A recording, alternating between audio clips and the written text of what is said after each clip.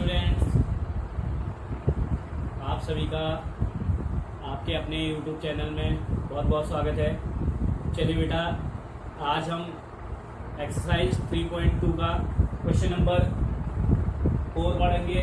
हमने question number 3 कल पढ़ा था लास्ट वीडियो में, और उसमें पूछा गया था कंसिस्टेंट यानी संगत और इनकंसिस्टेंट यानी असंगत बताना था हमें। तो संगत कब होते मैंने बताया था आप लोगों को कि जब आपके सॉल्यूशन होते इक्वेशन के, यानी सॉल्यूशन होते हैं, यानी सॉल्यूशन आपका वन सॉल्यूशन भी हो सकता है और मैनी सॉल्यूशन भी हो सकता है। ठीक है, यदि आपका सॉल्यूशन नहीं होता है इक्वेशन का तो आप उसमें सीधे सीधे लिख सकते हैं इनकंसिस्टेंट। अगर सॉल्यूशन है चाहे एक है चाहे ज्यादा है, एक से ज्यादा है, तो उस कंडीशन में कंसिस्टेंट यानी संगत होगा। ठीक है, चलिए बेटा, आज यही चीज हम इस क्वेश्चन में पढ़ेंगे।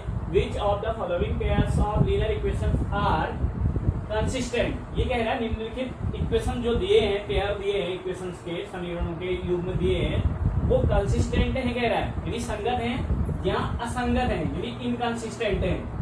इफ कंसिस्टेंट, यदि कंसिस्टेंट है यानी संगत है, तो बताइए कह रहा ऑब्टेन द सॉल्यूशन ग्राफिकली। उसका सॉल्यूशन जो है ग्राफिकली ऑब्टेन करिए कह रहा, प्राप्त करिए कह रहा। ठीक है, जो इक्वेशन है अगर वो कंसिस्टेंट है तो उसका सॉल्यूशन आपको ग्राफिकली करना है। बेटा ग्राफिकली सॉल्यूशन करना मैं बता चुका हूँ आपको। ये चैप्टर स्टार्ट हुआ था आप लोगों का 3.1 का पहला क्वेश्चन आप देख सकते हैं। ठीक है, तो इसको मैं सॉल्व कर दूंगा, बता दूंगा कि कंसिस्टेंट है या इनकंसिस्टेंट, क्योंकि पिछली वीडियो में भी बता चुका हूँ मैं। इसमें देखेंगे आप, ध्यान देंगे बेटा। ठीक है, आप यदि ध्यान नहीं देंगे तो आपके क्वेश्चन समझ में बिल्कुल नहीं आएगा। तो आप बहुत डीपली ध्यान देंगे, केवल कंसंट्रेशन आपका ये जो मैं वीडियो बता रहा हूँ, पढ़ा रहा हूँ आपको, इस पे होना चाहिए। ठीक है, और वीडियो पॉज कर करके रोक करके आप सीख सकते हैं इसे। ठीक, चलिए अब यहाँ पे क्या है, इक्वेशन 1 बन रहा है आपका x + y = 5, या आप चाहो तो 5 को आगे ले आओ, -5 हो जाएगा और =0 हो सकता है। ठीक है, चलिए मैं डायरेक्टली सॉल्व कर देता हूँ इसको। 1 और दूसरे में आपका 2x + 2y = 10, इक्वेशन 2। अब इनको कंपेयर करना है a1x + b1y + c1 = 0 और a2x + b2y + c2 = 0 से कंपेयर करना है बेटा। ठीक है, जैसे पिछले दो क्वेश्चन में बता चुका हूँ, सेकंड क्वेश्चन और थर्ड क्वेश्चन में। तो मैं यहाँ पे डायरेक्टली कर देता हूँ। a1 = आपका क्या है, देखो पहले वाले इक्वेशन के लिए a1 होगा, ये b1 होगा और ये c1। तो a1 क्या है, x का गुणांक है यानी कोएफिशिएंट है। तो x का गुणांक यानी कोएफिशिएंट यहाँ पे कुछ नहीं है, तो 1 मानेंगे हम। a1 1 हो गया, और a2 सेकंड वाले इक्वेशन में देखिए a2 क्या है, 2 है। वैसे b1 y के कोएफिशिएंट तो कुछ नहीं है, तो 1 मान लेंगे। b1 हो गया, b2 में 2 दे रखा है, पॉजिटिव 2 है। ठीक है, c1 5 है और c2 आपका 10 है। ठीक है, चलिए अब इनके रेशियोज को हम कंपेयर करते हैं। ऑन कंपेयरिंग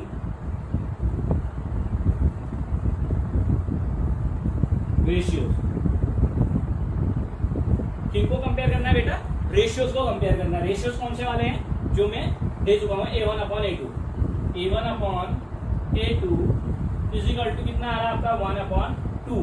ये अपनी जो है लोएस्ट टर्म में है, लोएस्ट फॉर्म में है, तो हम इसे ऐसे ही लिखेंगे।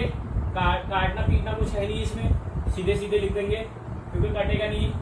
b1/b2, यहाँ पे देख लीजिए b1 आपका है 1 और अपॉन में b2 है आपका 2, 1/2 है। ये भी आपके अपने लोएस्ट फॉर्म में है। अगला है c1/c2 = 5/10, 5 1 = 5, 5 2 = 2, सॉरी 5 3 = 10।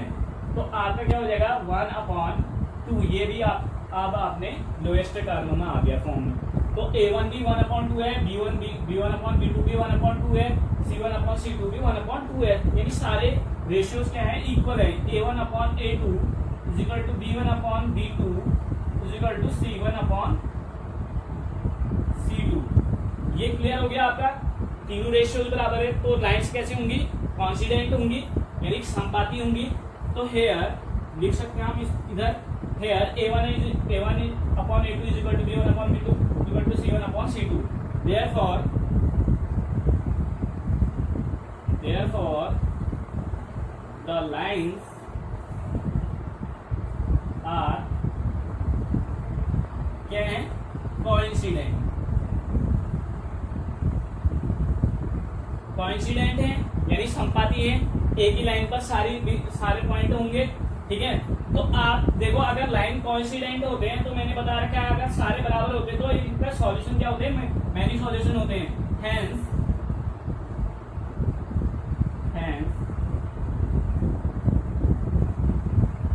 द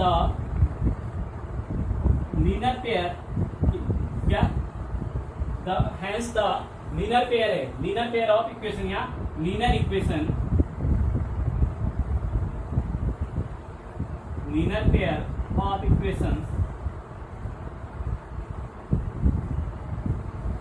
हैव क्या है, मैनी सॉल्यूशन है बेटा। अगर सारे बराबर होंगे तो कितने सॉल्यूशन होंगे, many solution.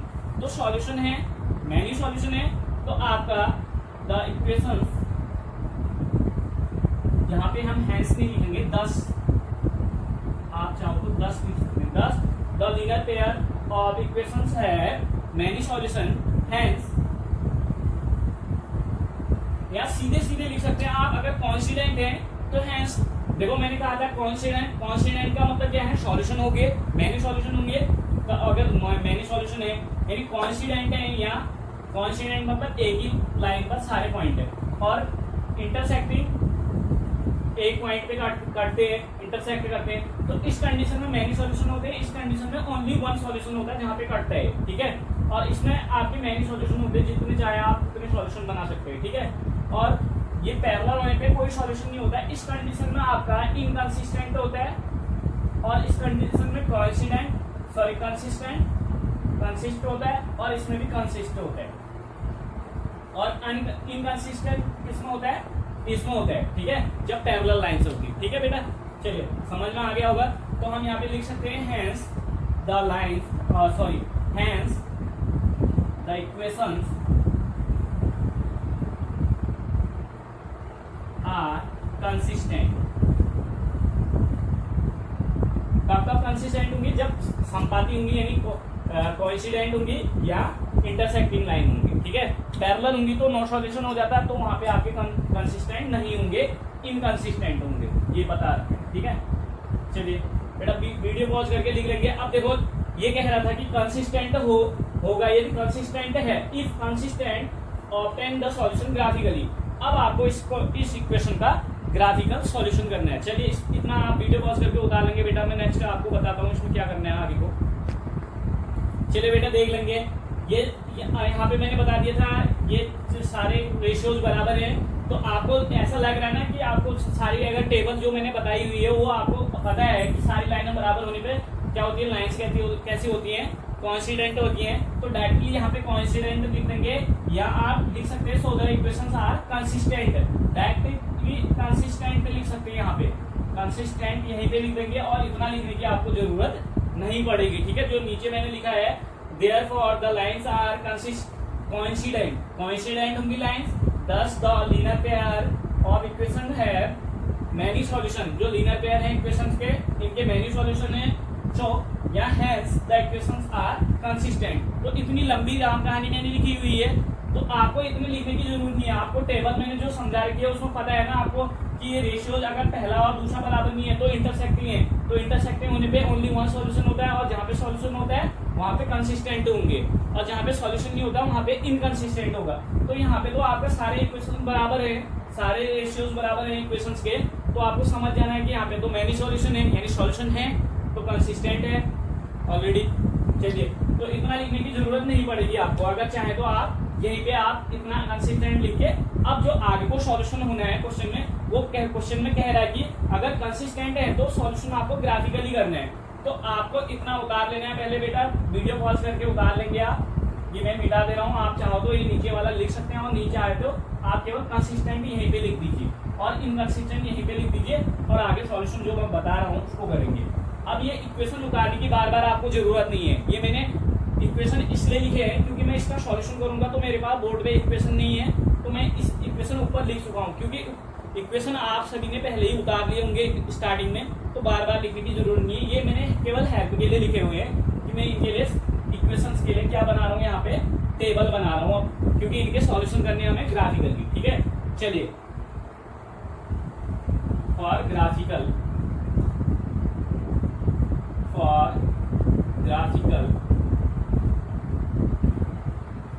Solution of equations के ग्राफिकल सॉल्यूशन के लिए हम क्या बनाएंगे, नीचे टेबल बनाएंगे। टेबल 1 सबसे पहले मैंने 3.1 वीडियो देख लेना बेटा, आप वहां पे बनाई हुई है। दो सॉल्यूशन निकालेंगे हम इनके, फिर ग्राफ पेपर में इनको डिनोट करेंगे, रिप्रेजेंट करेंगे। ठीक है, ये इक्वेशन 1 के लिए है। फॉर इक्वेशन 1 लिख लीजिए, फॉर सीधे सीधे नीचे लिख देता हूं, और यहाँ पे एक और बना लीजिए बॉक्स। ये तो आप कॉपी में बनाएंगे, आपकी अपनी कॉपी में, फेयर नोटबुक में। और जो मैं ग्राफिकल सॉल्यूशन बताऊंगा बेटा, वो आपको ग्राफ पेपर लेना पड़ेगा उसके लिए। ठीक है, तो पहले मैं 2 टेबल बना ले रहा हूँ यहाँ पे, क्योंकि ग्राफ पेपर मेरे पास है नहीं, तो मैं यहीं पे रिप्रेजेंट करूंगा। तो इसके लिए मैं थोड़ी सी जगह बचा देता हूँ आगे को। ठीक है, यहाँ पे आप समझ लेंगे इस चीज को। यहाँ पे मैं दोनों इक्वेशन के लिए, ये इक्वेशन 1 के लिए है, और दूसरी टेबल बना देता हूँ मैं इक्वेशन 2 के लिए। चलिए,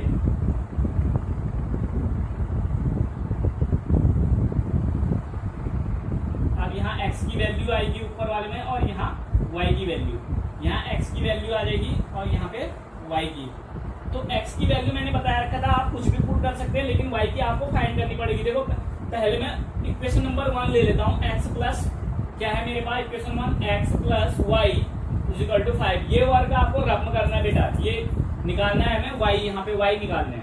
तो y इक्वल टू क्या हो जाएगा, 5 अपनी जगह पे रहेगा, x वहां जाके क्या हो जाएगा, ट्रांसपोज हो जाएगा। यहाँ पॉजिटिव है तो यहाँ जाके नेगेटिव हो जाएगा, यानी माइनस हो जाएगा। यहाँ आके 5 के पीछे आ जाएगा, तो माइनस हो जाएगा प्लस का, और ये हो जाएगा आपका, यानी y इक्वल टू क्या आ रहा है आपका, 5 माइनस x है। तो y इक्वल टू लिख सकते हैं हम इक्वेशन 1 के लिए बेटा। ये किसके लिए है, फॉर इक्वेशन 1 के लिए ऊपर वाली टेबल, और नीचे वाली किसके लिए है, फॉर इक्वेशन 2 के लिए है। किसके लिए है, इक्वेशन 2 के लिए। ठीक है, तो इक्वेशन 1 के लिए मैंने ये टेबल बना रखी है, इसके लिए देख लीजिए आप।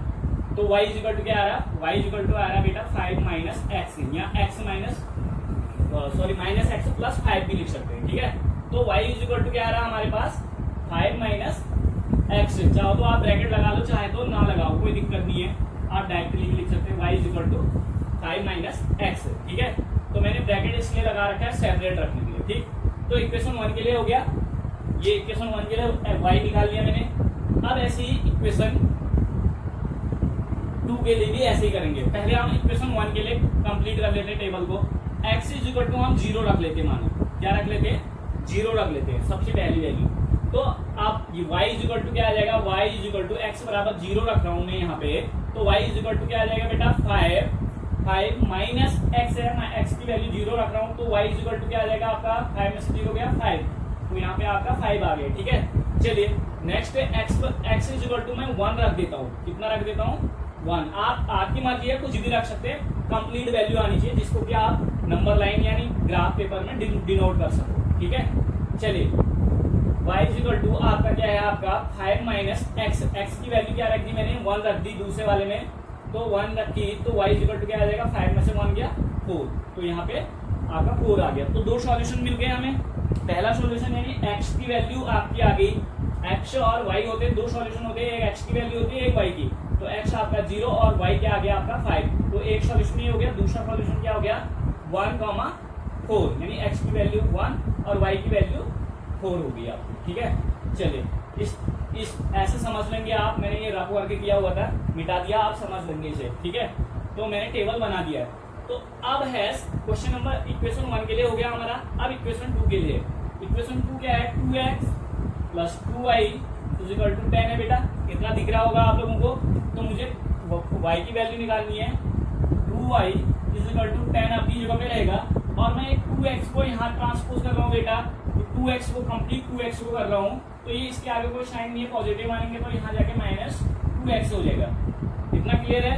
अब क्या करना है, मुझे वैल्यू किसकी निकालनी है, y की निकालनी है बेटा, क्योंकि y इज इक्वल टू निकालना है ना मुझे। तो क्या निकालना है, y इक्वल टू, तो y इक्वल टू क्या हो जाएगा आपका 10 माइनस 2x अपॉन में ये 2 जो है मल्टीप्लाई हो रहा है y के साथ, तो यहाँ जाके डिवाइड हो जाएगा। ठीक है, चलिए इतना कर लेंगे हम। अब एक काम करते हैं, इस पूरे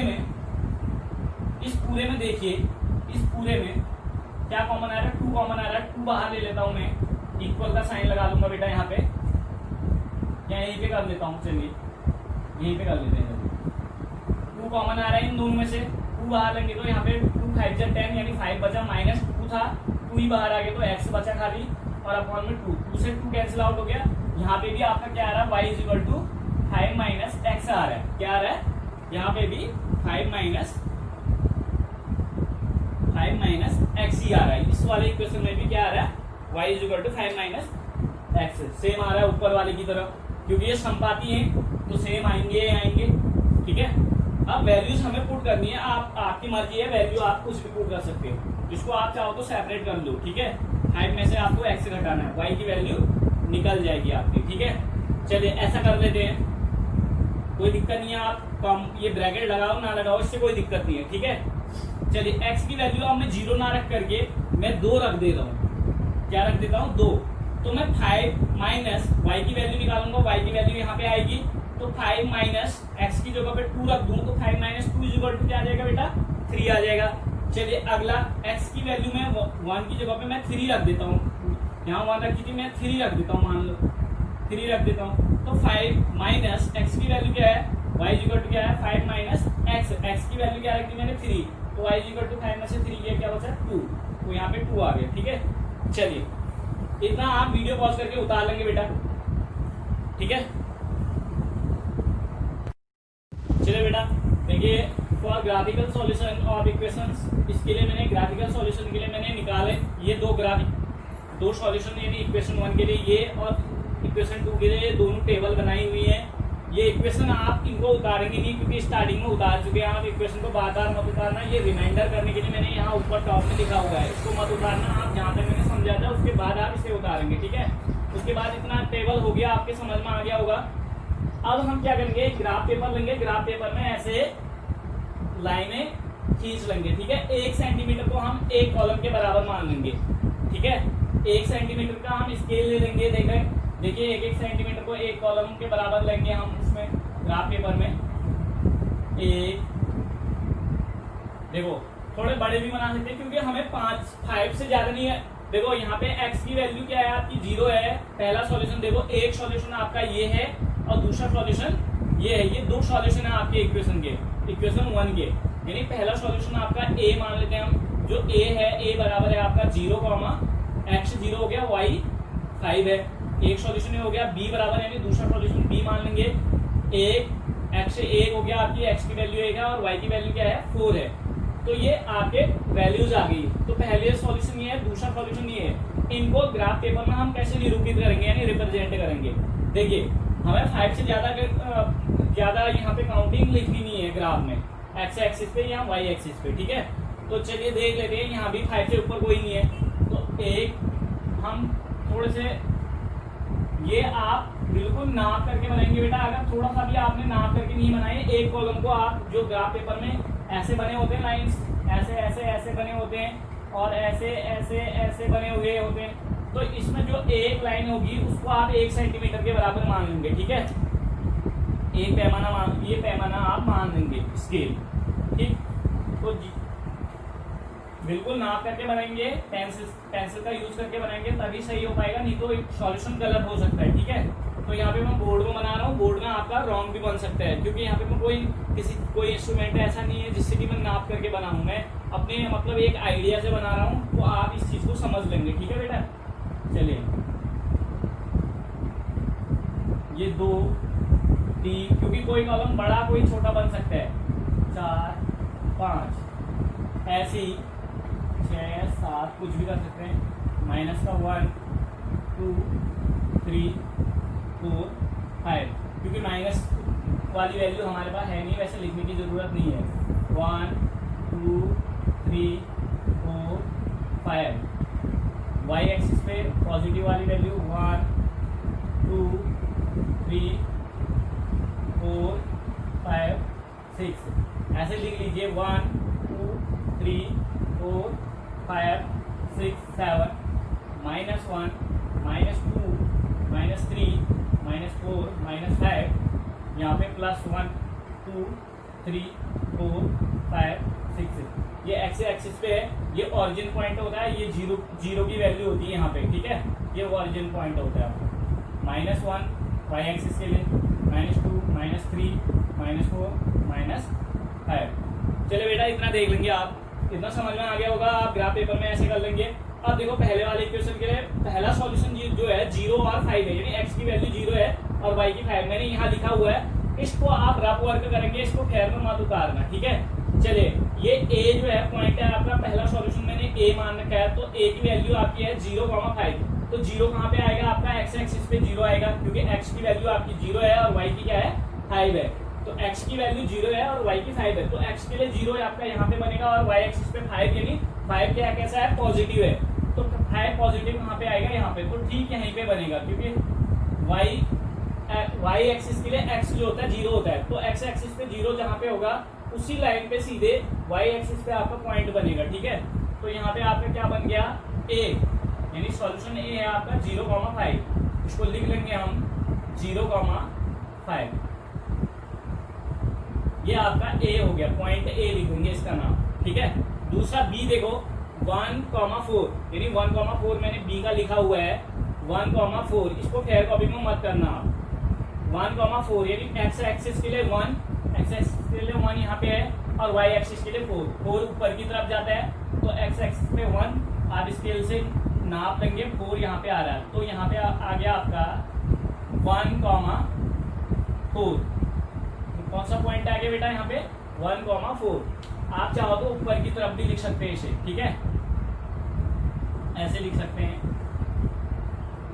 1,4। ये आपका पॉइंट बी हो गया, यानी दूसरा सॉल्यूशन हो गया। यानी दो इक्वेशन के दो सॉल्यूशन हो गए, पहले वाले इक्वेशन के दो सॉल्यूशन हो गए। इस पे लाइन बना लीजिए आप, पहले वाले सॉल्यूशन के लिए लाइन बना लेते हैं। चलिए या दूसरे इक्वेशन के सॉल्यूशन भी ले लेते हैं।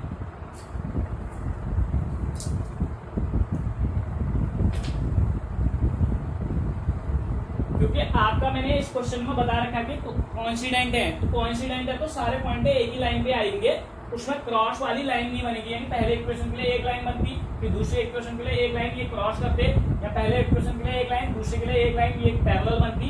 अगर पहले इक्वेशन के लिए एक लाइन, फिर दूसरे के लिए एक लाइन, तो दोनों एक ही में बन रहे हैं सारे, तो ये हमें एक बार ही डाल लेना चाहिए। तो सारे पॉइंट एक नहीं आएंगे, हमें पता है कोइंसिडेंट है, तो हम पहले इक्वेशन 1 के लिख लिया हमने और इक्वेशन 2 के भी लिख लेते हैं। 2 का क्या आया आपका a और b हो गया, हमारा a और b डिनोट कर दिया, इक्वेशन 1 के लिए हो गया।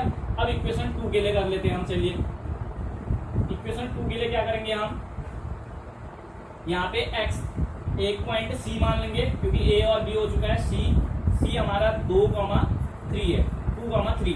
देखो x 2 है और y 3 है, तो x एक्सिस पे 2 कहाँ पे आएगा, यहाँ पे, और y एक्सिस पे 3 कहाँ पे आएगा बेटा, यहाँ पे। तो 2 और 3, तो यहाँ पे आ रहा है आपका पॉइंट, ये है आपका 2,3। इस पॉइंट को हम इसका नाम दे देते हैं c। इसको क्या दे देते हैं, इस पॉइंट को c नेम दे देते। क्या नेम दे देते बेटा, c, यहीं पे लिख देते। चलिए दूसरा है आपका, दूसरा सॉल्यूशन है 3, x एक्सिस पे 3 और y एक्सिस पे 2। तो 3 और 2 कहाँ पे आएगा, यहाँ पे 3 ये है और 2 कहाँ पे आएगा, यहाँ पे, यहाँ से ये और यहाँ से। तो आपका x एक्सिस पे 3 है आपका, यानी इस पॉइंट को d देते हैं, x एक्सिस पे 3 और y एक्सिस पे 2, यानी 3,2 3,2 आपका यहाँ पे आ जाएगा। इसका नेम आप d रख लीजिए। तो ये आपका पॉइंट a हो गया, ये b हो गया और ये c हो गया और ये d हो गया, ठीक है। तो इन पॉइंटों को हम मिला लेते हैं, ऐसे स्केल से मिला लेंगे सीधे सीधे।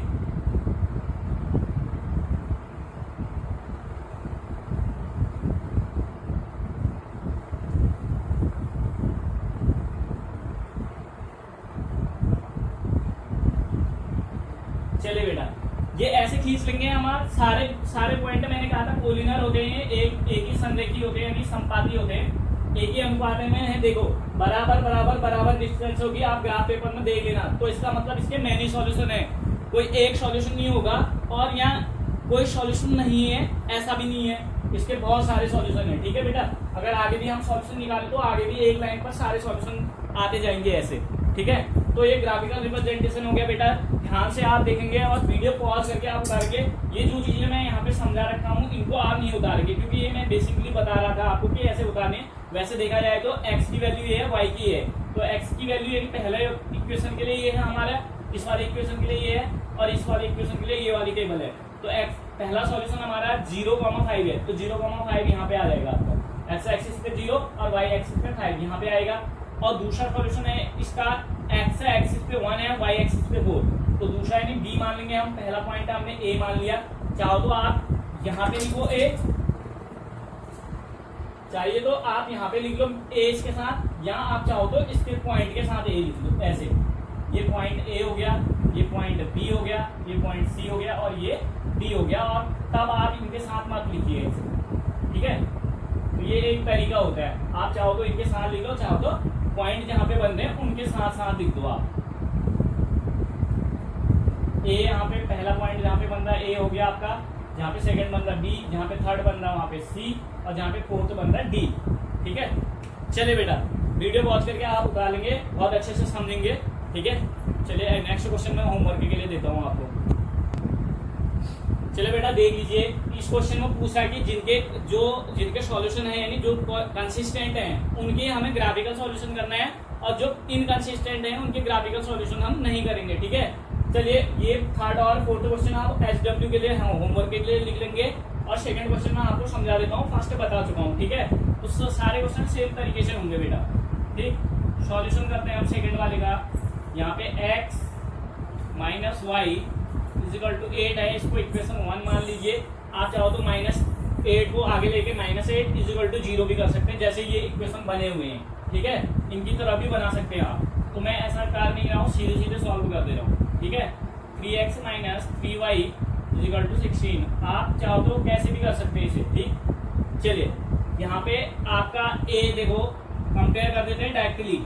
a1 आपका 1 है, इसके आगे कोई कोएफिशिएंट नहीं है तो 1 मानेंगे। ठीक है, ये a2 आपका 3 है, देख लीजिए, बार बार बता रहा हूँ, और अब इसके बाद समझाया नहीं जाएगा आप लोगों को। ठीक है, तो इसको देख लीजिए, आप ध्यान से देख लेना वीडियो। ठीक है, इसको कर लेंगे आप होमवर्क में। सेकेंड है आपका b1 इजिकल टू, देखो y के आगे कोएफिशिएंट तो कुछ है नहीं है। देखो ये पहला इक्वेशन देख लीजिए, पहले इक्वेशन में a1 b1 और c1 होंगे, दूसरे वाले इक्वेशन में a2 b2 और c2 होंगे। ठीक है, तो b1 आपका क्या है -1, कोई गुणांक नहीं है, इसके आगे कोई कोएफिशिएंट नहीं है, तो माइनस है आगे से, तो माइनस लगा लिया हमने। और 1 है, क्योंकि इसके आगे कोई कोएफिशिएंट नहीं है तो 1 मानेंगे। b2 इजिकल टू, देखो माइनस लगा हुआ है, माइनस ले लीजिए, और 3 है तो 3 लिख लीजिए। ठीक है, कॉमा c1 इजिकल टू 8 है आपके पास, और c2 इजिकल टू दूसरे वाले इक्वेशन में है c2 आपका 16। अब इनको कंपेयर कर लीजिए। ऑन कंपेयरिंग रेशियोज, कंपेयर किनको करते हैं बेटा, रेशियोज को कंपेयर करते हैं a1 अपॉन a2 देख लीजिए आप बोर्ड में, क्या है 1/3 है। ठीक है, b1 अपॉन b2 क्या है बेटा, -1/-3, यानी माइनस से माइनस कैंसिल आउट हो गया, आपका बचा कितना 1/3। तो a1 अपॉन a2 और b1 अपॉन b2 बराबर आ गए 1/3। तीसरा देख लेते हैं c1 upon c2 is equal to क्या है 8/16, तो कट रहे हैं, इनको काट दीजिए, 8 1 जा 8, 8 2 जा 16, तो इजिकल टू कितना आया 1/2।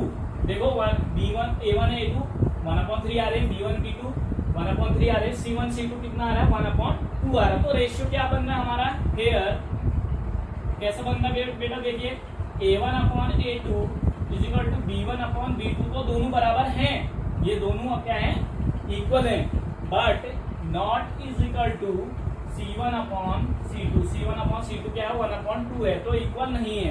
तो पहले दूसरे बराबर होते हैं और तीसरा बराबर नहीं होता है, तो इस कंडीशन में लाइंस कैसे होती है बेटा, कैसी होती हैं? लाइंस कैसी होती हैं? पैरेलल होती हैं। लिखेंगे लाइंस आर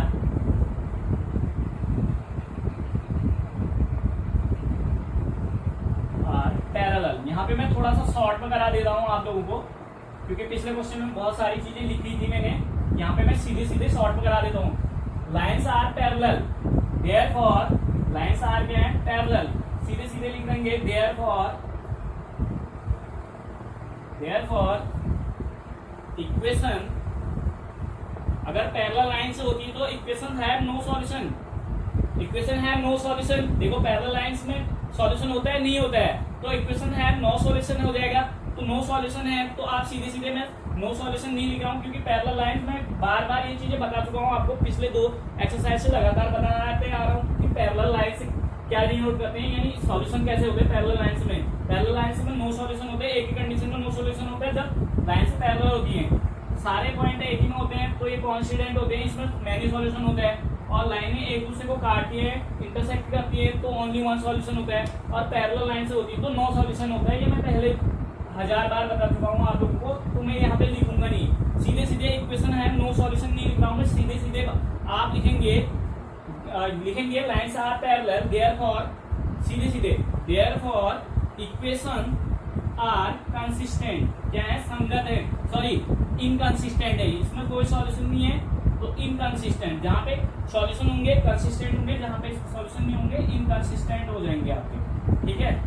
ये आपका इनकंसिस्टेंट हो गया, तो इतने नहीं आपको आंसर छोड़ देना है, क्योंकि कंसिस्टेंट में आपको ग्राफिकली सॉल्यूशन करना है ना, इनकंसिस्टेंट है तो आपको सॉल्यूशन नहीं निकालना है, ग्राफिकल सॉल्यूशन नहीं करना है, ठीक है। चलिए थैंक यू बेटा, इतना कर लेंगे। अब तीसरा वाला आप देख लीजिए, पहला रेशियो क्या है? 2/4 है। देखो पहले वाले A1 आपका ये है, B1 ये है, दोनों 2 इक्वेशन है, पहला इक्वेशन ये है और सेकंड इक्वेशन ये है थर्ड वाले के लिए। तो A1 आपका 2 है, अपॉन में B1 A2 कितना है? 4, और B1 कितना है? 1, और B2 कितना है? -2, और C1 कितना है? C1 है आपका -6 और C2 है -4। देख लीजिए बेटा 1/2, देखो 1/2 यहाँ भी आ रहा है, 1/2 यहाँ भी, लेकिन ये नेगेटिव, ये देखो ये कितना आ रहा है? 2 2 जा 4, 2 3 जा, और माइनस से माइनस कैंसिल, तो ये आ रहा है आपका 3/2। A1/A2 और B1/B2 क्या आ रहा है? 1/-2, और A1/A2 क्या आ रहा है? 1/2। तो A1/1/2 और 1/-2 बराबर है? नहीं है, तो इज नॉट इक्वल आ जाएगा। A1/A2 is not equal to B1/B2। तो इस कंडीशन में लाइंस कैसी होंगी? इंटरसेक्टिंग होंगी और सॉल्यूशन होगा। तो सॉल्यूशन है तो कंसिस्टेंट है, तो कंसिस्टेंट है तो ग्राफिकली आप सॉल्यूशन कर लेंगे, समझा रखा है मैंने बहुत अच्छे से, ठीक है। Thank you. चलिए बेटा इसको आप कर लेंगे, आप इसको उतारना मत, ये रफली मैंने बता रखा है कि ऐसे करना है, जिसके सॉल्यूशन होंगे उन्हीं को आपको ग्राफिकली सॉल्व करना है, ठीक है।